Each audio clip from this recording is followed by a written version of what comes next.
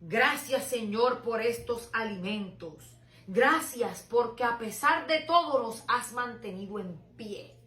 Gracias por darme la fuerza que he necesitado para soportarme a este bueno para nada, a este vago, a este mantenido que me tiene aburrida, me tiene cansada.